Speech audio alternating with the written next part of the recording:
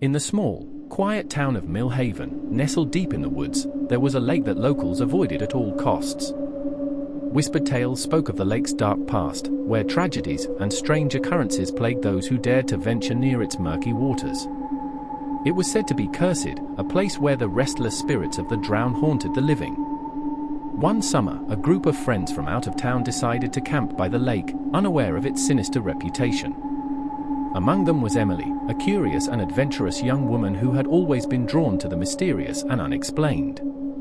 The townsfolk warned them to stay away, but the group dismissed their warnings as mere superstitions. The first night by the lake was uneventful, filled with laughter and ghost stories around the campfire.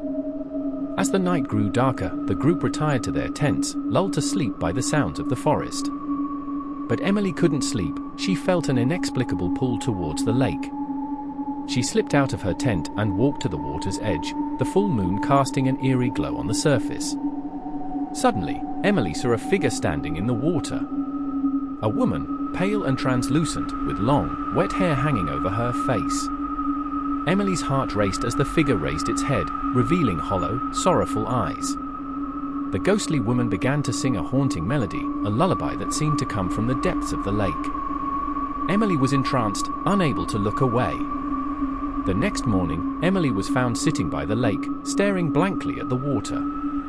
Her friends tried to snap her out of it, but she was unresponsive, as if in a trance. They decided to pack up and leave, but as they drove away, Emily's condition worsened. She began to mutter about the woman in the lake, saying she needed to go back. Desperate, her friends took her to the local historian, an old woman named Agnes who knew more about the lake's curse than anyone else. Agnes revealed the tragic tale of Eliza, a young bride who had drowned in the lake a century ago on the night of her wedding. Her husband, consumed by grief, had cursed the lake, vowing that anyone who saw Eliza's spirit would be drawn to join her in the depths.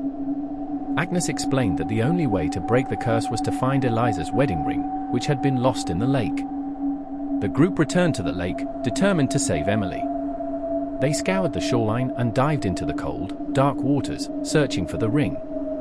As night fell, Emily's condition deteriorated. Her friends worked tirelessly, but the lake seemed to resist their efforts, the water growing colder and darker with each passing moment. Just when hope seemed lost, one of them felt something small and metallic beneath the silt. It was Eliza's ring. They rushed back to shore and placed the ring on Emily's finger. For a moment, nothing happened. Then, Emily gasped and collapsed, the trance finally broken.